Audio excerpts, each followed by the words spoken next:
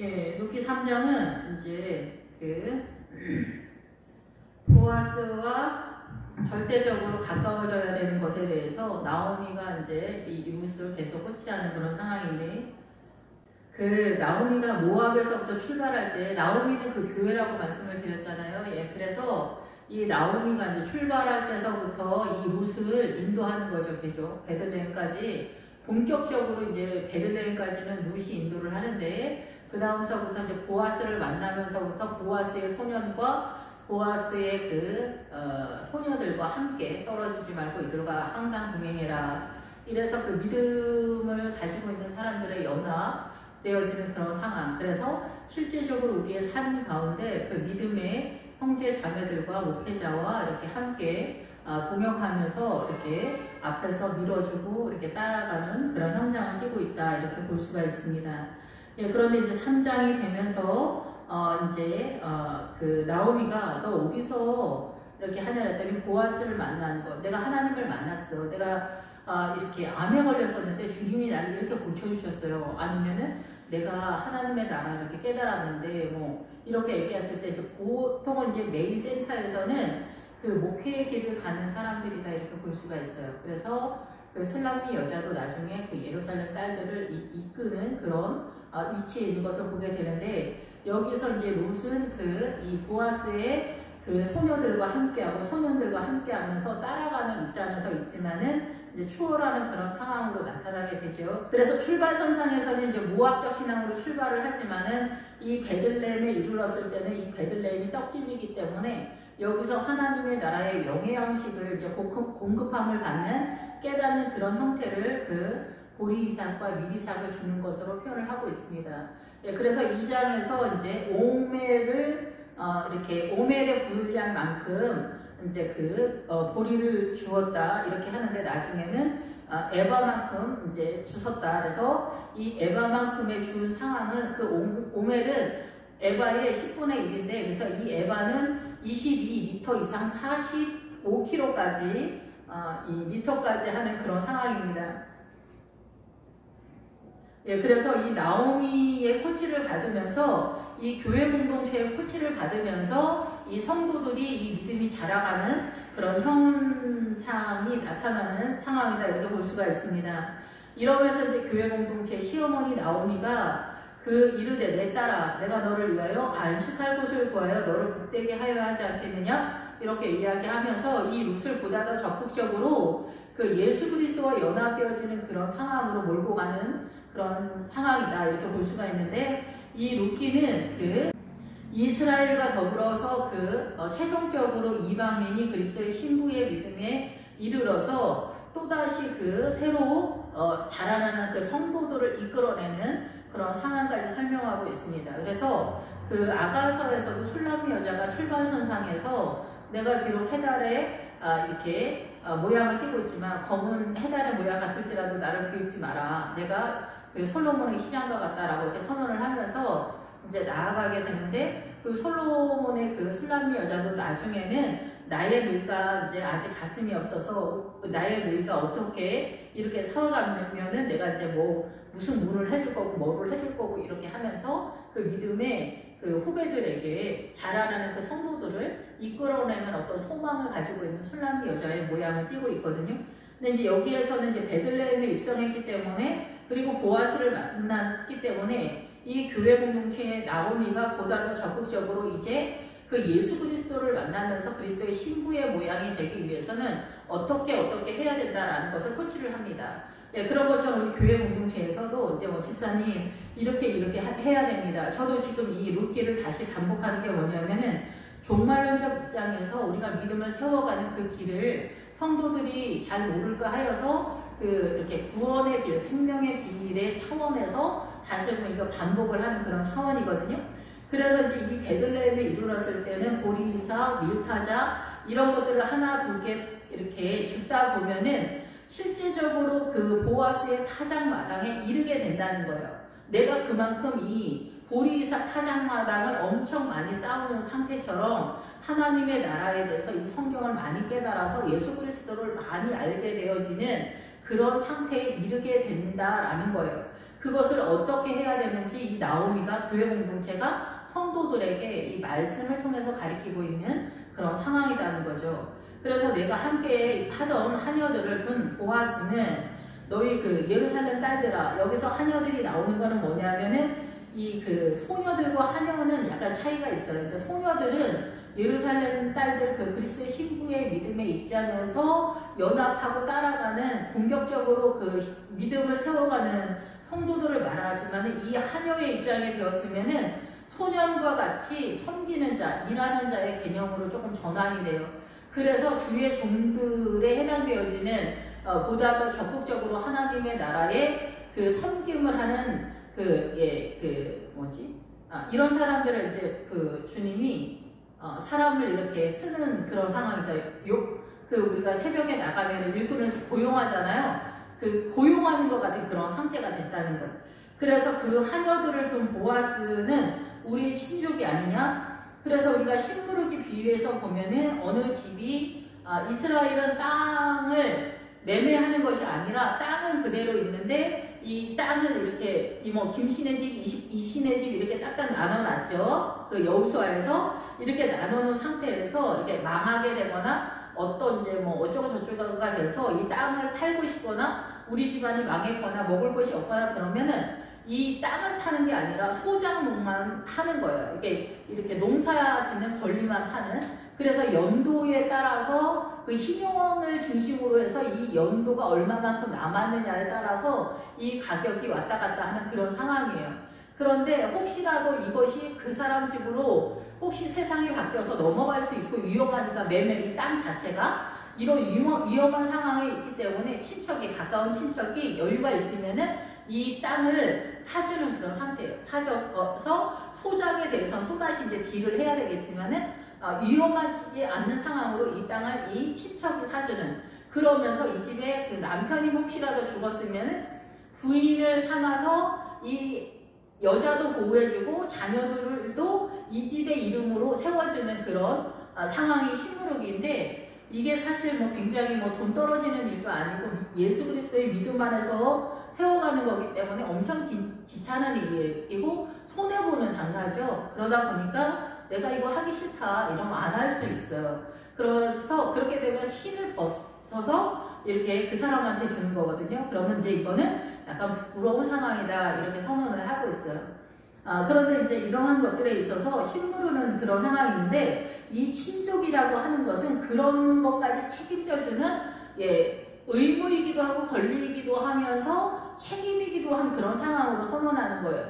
그래서 이 친족이라는 것은 뭐냐면 가장 가까운 친족이 나를 위해서 헌신해주는 것들을 이렇게 부탁하는 어떤 상황이라고 볼 수가 있죠.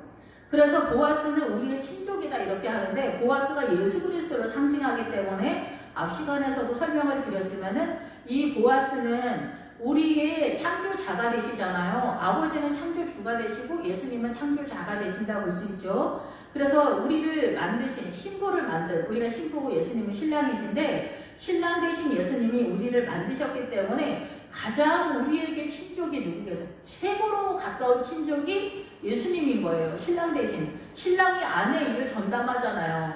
그런데 우리가 이 말씀과 이 사단의 문화권에서 하나님의 나라의 그 원리를 이해하지 못하기 때문에 하나님의 나라의 율법과 법을 통해서 하나님의 나라를 선언하는 거예요. 그런데 그 율법을 그대로 박아놓으면 또 못 알아들으니까 이렇게 스토리로 이야기를 해놓는 거예요. 그래서 이 성경은 역사를 배경으로 해서 이 상황을 통해서 주님은 하나님의 나라의 메시지를 전하는 거예요. 그것을 일컬어 우리가 깨닫는다. 듣고 깨닫는 자는 30배, 60배, 100배의 결실을 맺는다. 이렇게 표현을 하는 거예요. 네, 그래서 이 상황이 뭐냐? 친족이 바로 이 보아스가 십자가를 통해서 어떻게 우리를 살려내는 일을 하는 것에 대한 선언이라는 거지.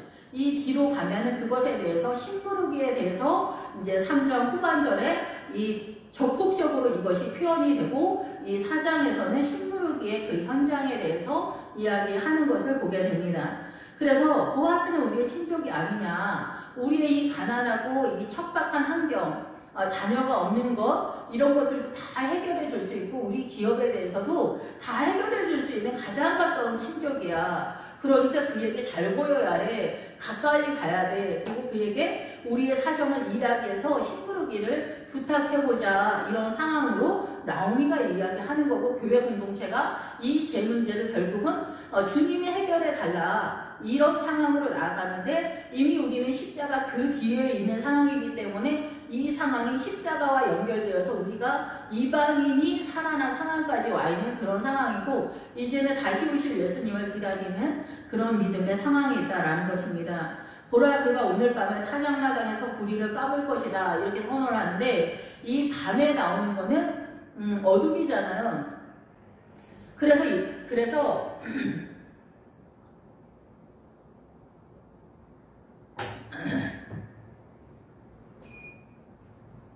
밤이 나오면 어둠이고 빛이 비껴갔다라는 뜻이거든요. 그래서 이 밤이 나온 것은 이 하나님의 나라가 잘 보이지 않는 상황이라는 거예요. 여기까지 왔어도 이 룻은 아직 하나님의 나라, 보아스의 세계, 예수 그리스도의 아들의 나라에 대해서 잘 알지 못하고 있는 그런 상황이다라는 거예요. 그래서 밤이 등장하는 거예요. 그래서 아가서에서도 맥락이 이 룻하고 굉장히 많이 유사한데 밤이다라는 거예요. 그래서 아가서에서도 술람비 여자가 내가 밤에 있고 내가 지금 자고 있지만 자고 있는 게 아니다. 막 이런 항변을 하거든요. 그게 모른다는 거예요. 하나님의 나라에 대해서 내가 알기를 원하지만 내가 감정적으로는 주님을 사랑하기를 원하고 천국 가기를 원하고 그러지만은 아는 게 없다 이게요. 그래서 눈이 어둡다. 눈이 어두운데 이 어둠은 그냥 단순히 안 보인다는 차원의 그 이상의 사람의 적극적으로 이 어둠의 명까지 연결되는 그런 상황이라는 거죠. 그래서 타작마당에서 고리를 까불리라. 타작마당에서 고리를 까불는다라는 것은 뭐냐면 보아스가 오늘 밤에 타작마당에서 고리를 까불는다라는 것은 뭐냐면 이 어둠의 상태에서 타작마당에 지금 네가 진입하는 그런 상황입니다. 너 지금 이 오멜에서 에반을 지나서 타작마당에 이르는 그 어느 쯤에 있는데 이 타작마당에 이르게 되면은 테스트 기간이 있다 이 얘기를 하는 거거든요. 그래서 타작마당쯤이면 초보를 데리고 ABCD 배우는 애들이고 뭐 영어를 무슨 시험을 얼마나 치겠어요. 뭐 이렇게 단어 시험이나 보고 막 이러겠죠. 근데 이런 그 단어 시험이나 보고 우리가 뭐 초등학교 1학년 때 뭐 그 이렇게 단어 시험 본다고 해서 이게 무슨 대단한 실력이 아니잖아요. 근데 이제 중고등학교 넘어가고 대학교 들어가서 시험을 보는 거는 엄청난 차원의 그런 시험인데 여기서도 주님은 타작 마당쯤에 오면은 테스트를 한다라는 얘기를 고리를 까부른다 이런 얘기로 하는 거예요. 그래서 이 고리를 까부르는데 네가 알곡인지 쭉정인지 테스트를 한다는 거예요. 고난을 통해서 배신을 하는지 배신을 안 하는지.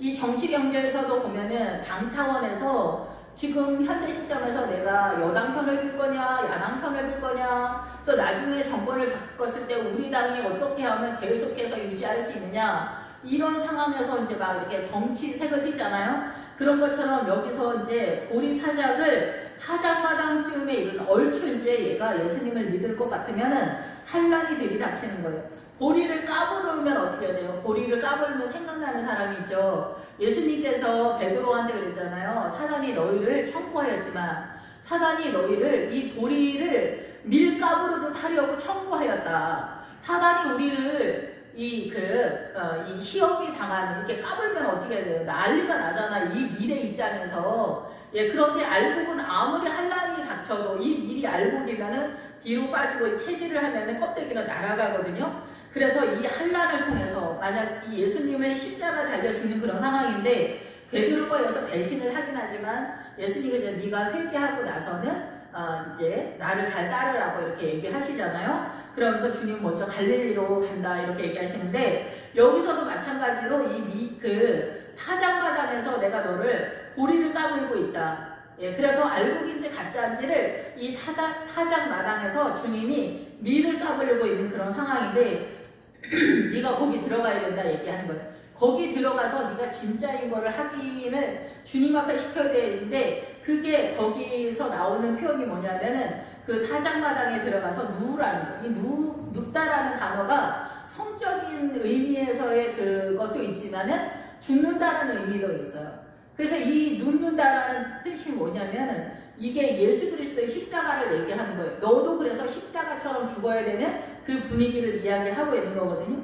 일단 3절에 그래서 타작마당으로 내려가라. 거기서 네가 진짜인지 가짜인지 알곡인지 아니면 껍데기만 있는 건지 거기서 테스트가 되면서 네가 알곡으로 남게 되면은 그 죽음으로 등장하게 되어지고 이 사도 바울이 나는 날마다 죽는다 이렇게 얘기하잖아요. 이 사단의 문화권에서의 사단의 정체성에 대한 고집을 결박하거나 비움의 원리가 열고성에서 나오는데 이러한 것들에 대해서 다 내려놓게 되어지는 그런 상황에 그 여호수아의 그 믿음의 세계가 전개가 되면은 네가 다시금 예수 그리스도의 부활의 신앙과 연합되어지는 상황이 될 것에 대한 이야기를 7절서부터 아니 6절서부터 나오미가 교회 공동체가 이 룻 성도에게 알려준 대로 이 룻이 성도가 목사님의 말씀대로 그 구원의 길을 따라가는 거예요. 십자가와 연합하는 상황으로 나아가게 될 것이다.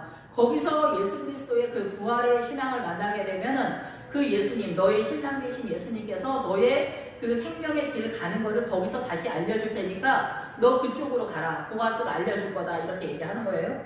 근데 너 거기 가려면 어떻게 되냐면 목욕을 해라. 목욕하고 기름을 바르고 의복을 입고 타작마당에 내려가서 3절에 목욕을 하고는 뭐냐면은 우리가 너무나 뻔한 말씀이죠. 회개를 해야 된다 얘기죠. 예수님의 십자가를 통해서 회개를 하는데 여기에서 말하는 것은 구약적 신앙으로서의 목욕과 기름과 의복을 입는 내용이겠지만은 지금은 예수님의 십자가가 왔기 때문에 이 구약적 믿음의 내용이 신약적으로 어떻게 전환이 되는가 이러한 것도 알아야 돼요. 근데 이제 구약이랑 신약이랑 유사하게 가는 것도 있지만 십자가를 통해서 이 포도주가 초과되는 것 같은 상황으로 변하는 그런 시점이기 때문에 이 구약은 이 가시적으로 눈에 보는 입장에서는 거의 대부분 이 선악과를 먹고 사단의 문화권 속에 들어온 그 내용 그대로를 거의 유지하면서 가는데 신약으로 오면서부터는 이 복음이 지나간 나라에는 엄청난 이 개혁이 일어나요. 우리 지금은 다 당연하다고 생각하지만 남편과 아내가 한 남편과 한 아내가 있는 거 옛날에는 이런 거 없었잖아요. 그리고 여자가 돌아다니는 거 있을 수 없었잖아요. 이런 것들이 다 복음 안에서 개혁이 되어진 상태에서 지금 현재 상황에 왔는데 이 믿음의 내용적인 면에서는 보다 더 적극적으로 주님을 신뢰하면서 이런 그 복음에 의하여 전환되어지는 이 내용을 믿음 안에서 완전히 이해를 해야 되는 그런 상황으로 요구받고 있다라고 볼 수가 있습니다. 그런 것 중에서 준비하는 내용이 뭐냐면 목욕하는 거, 구약이나 신약이나 비슷하죠. 회개의 기도. 그래서 지금 납비, 구약적 그 믿음의 내용을 갖고 있는 납비들도 그 예루살렘에서 서쪽 통곡의 벽에서 기도를 엄청나게 하고 있죠. 기도를 하고 목욕을 하는 내용은 십자가를 들어서 회개를 하는 거예요. 구약은 근데 이스라엘은 이제 또 내용을 조금 틀리게 하는 거죠. 원래 이제 동물 제사로 하는데 우리는 예수님의 십자가 보혈의 피로 회개를 하죠. 기름을 바르고 성령님의 은혜를 인해서 우리가 성전에 들어갈 때 다 물건이나 제사장이나 번제단이나 그 성소 안이나 다 이 기름을 발라요. 그래서 이들의 믿음이 실제적으로 이제 그렇게 급수가 있는 믿음은 아니었지만 구약적으로는 그래도 동일하게 주의 영이 움직이는 그런 선지자의 영 이런 그 영의 세계가 바로 이 기름 성령님의 세계다라고 볼 수가 있겠죠. 그래서 영을 따라 움직이는 그런 상태로 나타나서 기름을 바르고 주의 영에 의해서 오늘날은 이제 본격적으로 진리의 영 대신 예수 그리스도를 표현하는 성령님의 영, 기름 바르는 그런 상황이 되어서 의복을 입고 예수 그리스도로 옷 입는 그런 상황인 거죠. 그래서 여기서는 이제 룻이 모압에서 출발했기 때문에 모압적 신앙에서 이제 이스라엘의 베들레헴에 이르는 신앙으로 나타나는 그런 상황인 거죠. 그 옷을 입고 타작마당에 들어간다. 타작마당에 들어가면 말 그대로 타작마당은 이 볼이나 곡물이나 이렇게 타작하는 엄청나게 많은 그런 상황이죠. 그래서 말씀의 풍성함 속에 내려가면은 그 사람이 먹고 마시기를 다하기까지 먹고 마신다. 이게 무슨 내용이겠어요? 먹고는 십자가고 마시기는 성령님을 말하는 거죠. 그래서 십자가가 사건이 다 이루어지기까지 그에게 보이지 말고 그러니까 이 룻기는 이 이스라엘을 통해서 이 이방인들에게서부터 출발하는 그 예언적 말씀이라고 보면 맞죠. 예언적 말씀. 그래서 이스라엘 초대교회에서부터 출발하는 것 같은 그런 상황이라고 볼 수가 있어요. 그래서 먹고 마시기를 다하기까지로 이방인은 보이지 않는다는 거예요. 사실상 예수님의 십자가가 나타나기 전까지 이방인은 이 이스라엘의 눈앞에, 예수님 눈앞에 나타날 수 없는 상황이다. 이렇게 이해를 하면은 맞을 것 같습니다. 그래서 그가 누울 때에 너는 그가 눕는 곳을 알았다가, 이 누울 때에는 이렇게 눕다라는 뜻도 있지만 죽음이라는 뜻도 있다라고 말씀을 드렸잖아요. 그래서 그가 눕는 곳을 알았다가, 그가 십자가로 죽음을 예견하는 그 자리, 죽음의 자리를 알았다가 들어가서 그의 발에 이불을 들고, 이불을 든다라는 것은 폭로되어지는, 십자가 사건으로 인하여 드러난다, 이게 폭로가 된다는 거예요. 그래서 우리가 포로의 몸이 되었다가 옮겨지는 상황이 된다는 거예요. 그래서 우리는 십자가, 그 눕는 자리를 들어가면, 죽음의 자리로 들어가면 예수님이 죽었듯이도 우리도 죽고 살아나는, 예수님의 부활과 연합되어지는 것이 같은 내용을 담고 우리가 들어가는 거잖아요. 그래서 그렇게 들어가서 그의 이불을 든다라는 것은 폭로하다라는 그 기본적인 뜻인데, 우리가 벌거벗은 모습을 언제 알아요? 예수님의 십자가로 말씀을, 이 이불을 들었을 때 우리가 예수님의 십자가를 통해서 내가 벌거벗은 상태, 죄인이라는 것을 알게 되는 거잖아요. 그 알게 되게 되면 바로 이게 예수 그리스도의 그 나라로 들어가기 때문에 영적인 이동이 나타나게 되면서 우리의 포로의 몸이 회복되어지는 그런 상태로 나타나는 것을 볼 수가 있습니다. 그래서 포로가 되었던 우리가 다시금 이제 하나님 앞에서 발견되어지는 그런 상태가 되는 거예요. 우리의 죄가 씻어지는 그런 상태. 내가 죄인이라는 것을 알지 못하는데 죄가 회개되어지는 그런 사건은 나타나지 않습니다. 그래서 여기서도 마찬가지로 우리가 믿음이 좋아지면 좋아질수록 나의 죄가, 나의 존재 속에서도 죄가 강같이 흘러간다는 것을 알아요. 내가 가만히 있어도 이 사단의 문화권 속에서 사단의 정체성을 갖고 있으면 이 사고 속에서 그대로 그 사고관이 죄다라는 것을 알게 되는 거죠. 그러한 것들을 알게 되는, 이불을 들고 거기 누우라. 그래서 너의 죄에 대해서 죽으라 얘기하는 거예요. 그래서 보아스가 누운 자리, 보아스가 죽은 자리에 너도 들어가서 너의 죄를 회개하고 들어가라는 거예요. 이 보아스의 죽음 앞에서. 그래서 너가 죽으면 그가 내게 할 일을 내게 알게 하리라. 이거 지금 누가 얘기하냐면 나오미가 얘기하는 거예요. 나오미가 얘기하는 것은 교회가 이 성도들에게 이 구원의 길, 생명의 길을 이렇게 가면 거기 예수님이 계실 것입니다. 예수님을 만나면은 당신의 삶에 대해서 주님이 터치해 들어오실 것입니다. 라는 것들에 대한 선언과 그 작은 세세한 데까지 목회자가 알려주고 본인도 그러한 것들을 자기의 그 삶에 있어서 주님과 더불어 깨달아져가는 그런 상황이 되는 거예요. 그래서 여기서 이제 나오미가 코치를 하지만은 이제 6절서부터 넘어가면은 보아스와 연합이 되면서 보아스가 직접적으로 역사를 하게 되는 그런 상황이에요.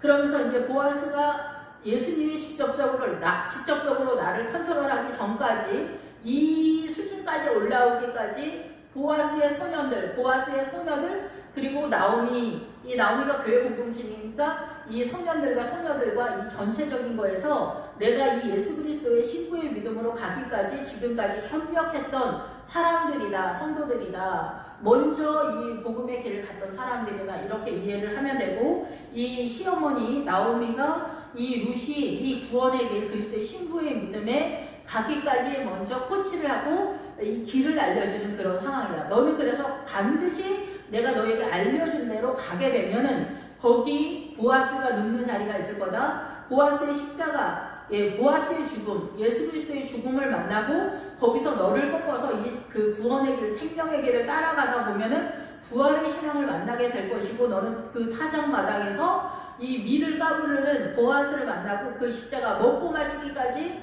이 이방인은 예수 그리스도의 십자가 앞에 보이지 않게 되겠으나 이 십자가가 나타나게 되면은 이 이방인이 드러나서 너의 모습이 이제 예수님 앞에 십자가를 통해서 보이게 될 거다. 그런 상황이 될 거다라고 선언하는 거예요. 그러니까 이 룻기는 어떻게 보면은 말씀을 방금 전에도 드렸지만은 예언적 말씀이다 이렇게 볼 수가 있습니다. 그 이방인들에게는. 그런데 이제 현재 시점에 우리에게 있어서는 지금 가장 현실적인 믿음의 상황을 선언하는 말씀이다. 이렇게 볼 수가 있습니다. 예, 이스라엘이 아직도 지금 메시아를 기다리고 있지만 우리는 다시 오실 예수님을 기다리고 있는데 이스라엘은 다시 오실 예수님을 만나면서 이제 풍문에서 나타내서는 그들이 회개할 거다 이런데 그 회개의 내용까지는 사실 계시록에 나와 있지 않기 때문에 계시록에서 나와 있지 않고 이제 이스라엘 같은 경우는 그 다음에 주님이 또 개인적으로 그들에게 어떻게 할지는 우리의 알 바가 아닐 수도 있는 그런 상황이죠. 그들의 문제이겠죠. 그래서 이제 소문에서는 이제 이스라엘이 예수님이 오시면 그때 회개를 본격적으로 하면서 그 한란을 다 경험하고 그들은 최종적으로 어떻게 된다 이렇게 표현을 하고 있는데 저는 이제 성경에 있어서 계시록까지는 아직 잘 모르겠고 띄엄띄엄만 알기 때문에 예, 끝까지는 모르겠어요. 이제 계시록 새 예루살렘에 대해서는 확실히 아는데 그 환란의 내용의 전체적인 거에서 정확하게는 말씀을 못 드리겠네요. 근데 어쨌든 이제 우리가 예수님이 다시 오시는 그 시점에 우리의 믿음을 어떻게 세워야 되는가에 대해서는 이 룻기를 통해서 그리고 성경 전체가 그 구원의 길에 대해서 선언을 하고 있다라는 거예요. 그래서 우리가 이 구원의 길을 가는 것에 있어서 생명의 길을 가는 것에 있어서 이 세상적인 사단의 정체성으로 착한 척을 하면은 믿음이 아닌가 이렇게 생각을 하는데 그 믿음을 일컬어 그 기드온이 쌓은 미디안적 믿음이다 이렇게 선언을 하고 있거든요.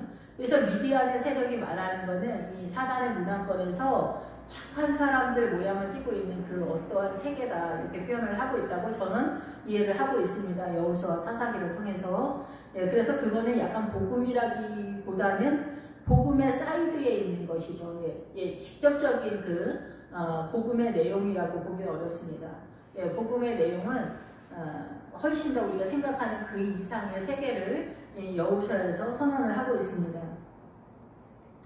그래서 그 여호수아 그 가나안 그 다음에 그 믿음의 세계는 사실상 말로다 설명하기는 어려운 이념적, 사상적, 이 존재적, 문화, 뭐 이렇게 전통 이런 것에 대한 그 가치관, 시각 이런 것들에 대한 내용이기 때문에 어렵죠. 예. 그래서 이제 나중에 삼손이 그 머리를 자르잖아요. 이 머리. 그 머리를 손대지 말라는 이 나면서부터 이 머리를 손대지 말라는 것은 저는 그렇게 이해를 하거든요. 이 우리 사단의 문화권 속에서 이 사고관, 그러니까 너는 너의 생각을 활용하지 마라. 너의 생각대로 살지 마라. 건드리지 마라. 너의 머리는 나가는 거야. 예수 그리스도가 우리 그러잖아요. 머리라고 하잖아요. 교회의 머리는 예수님이라고 하잖아요. 교회의 머리가 예수님이라고 하는 거는 예수 그리스도의 가치관, 사고관, 이거 하나님의 나라의 뜻대로 존재하는 성도를 일컬어서 예수 그리스도가 머리 되시고 교회는 지체다 이렇게 선언을 하는 거거든요. 예, 그것에 대해서 삼손이 예표가 된 거예요. 그래서 머리를 잘렸다라는 건 뭐냐면은 이 삼손이 자기 마인드로, 자기 생각대로 이성적으로 화이팅을 했다 얘기해요. 이성적으로 사람의 그 생각대로 화이팅을 해서 전쟁을 했더니 졌다는 얘기거든요. 그게 어쩌고저쩌고 복잡하긴 하지만은 예, 근데 그거를 나중에 삼손이 깨달은 거예요. 이 머리 자르고 안 자르기가 중요한 게 아니라 이 머리를 자르지 말라고 하셨던 하나님의 의도를 깨달은 거예요. 그래서 그때서야 주님께 기도를 하면서 마지막 죽음을 맞게 되는 것이죠. 그래서 여기 이제 그대로 이제 나오미가 이 룻한테 훈수를 두는 대로 이 룻은 내가 그대로 하겠다. 어머니가 시키는 대로 하겠다라고 얘기하는 거예요. 예, 늘상 말씀을 드리지만은 시어머니 잘 모신다고 얘기가 끝나는 얘기가 아니라는 얘기죠. 룻기는. 예, 그래서 뭐 시어머니랑 친하고 이런 거는 하나님의 나라의 복음이긴 하죠. 이거 실제적인 거여서 우리가 어둠이 거치는 그런 상황인데 여기서 말씀드리는 거는 교회 공동체와 성도의 관계 속에서 이 생명의 길을 이끌어가는 교회 공동체 사명에 대한 이야기고 이 룻이 이 교회 공동체의 직접적인 성도로서 하나님을 어떻게 주님을 따라가야 되는가에 대해서 예언적인 입장에서 이 말씀이 선언되어지고 있고 지금 현재 이방인들은 이 말씀이 십자가 이후에 우리에게는 현실의 입장에서 지금 상황에서 이 말씀이 선언되어지고 있는 말씀이다 이렇게 이해가 됩니다. 기도하겠습니다. 할렐루야 주님 늘 부족하고 연약합니다. 아버지 하나님의 나라의 그 영화로움이 우리의 호흡이 되고 우리의 그 습관처럼 몸에 체질이 되어서 어떤 상황에서도 예수 그리스도의 나라의 호흡으로 주님의 뜻대로 움직여지는 저희들이 되도록 주님 인도하시고 하늘 영광으로 인도해 주시는 주님의 영화로움이 우리의 삶의 전부가 되도록 주님을 찬양하고 사랑하며 감사하는 저희들의 호흡이 되게 하여 주시옵소서. 예수님의 이름으로 기도했습니다. 아멘.